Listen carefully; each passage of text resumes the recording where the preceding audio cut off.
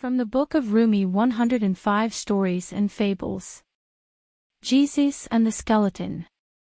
Jesus often traveled from place to place, and various people tended to accompany him for parts of his journey.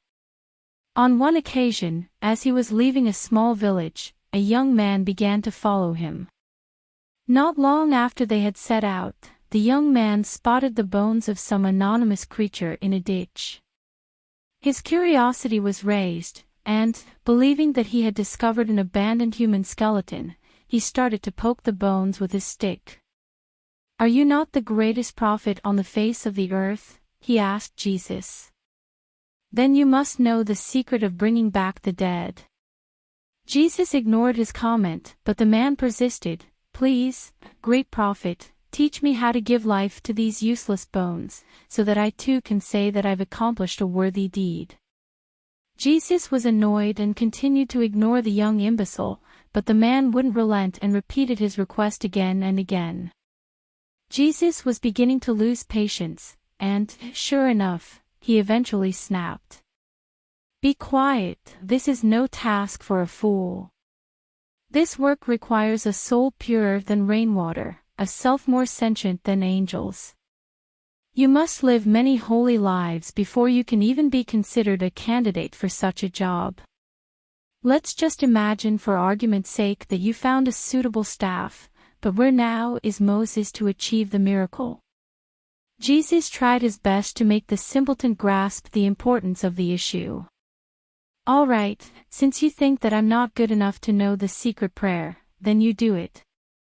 You give these bones life," he repeated unrelentingly.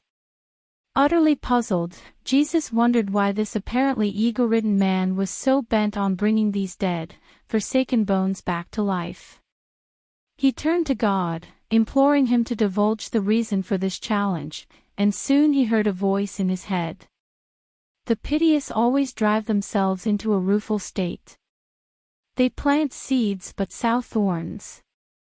And those who sow thorns have no place in the divine garden. In their hands, every rose will become a thorn. If they fall in love, their beloved will turn into a venomous snake, for their spirit is dark and nasty. Their talent is in creating poison, unlike the true alchemist, who turns everything into precious gold." Quite curious by now, Jesus decided to fulfill the young man's demand, hoping to discover the purpose of this predicament that he found himself in as well as ridding himself of the fellow's exasperating company. Thus, he uttered the prayer to raise the dead and blew it onto the shattered bones. Unbeknown to Jesus and the young half-wit, the bones were not those of a man but of a fierce black lion. In no time, the lion, raised from the dead, snapped the young man's head off, broke his arms and legs, and shredded his body. Standing a few paces away, Jesus witnessed the attack in awe. Cautiously, he approached the lion. "Why did you tear this poor man apart?" "He just made me give you back your life. I decimated his body because he had made you angry, O great prophet," said the lion obediently. "Then why don't you eat his flesh?" inquired Jesus.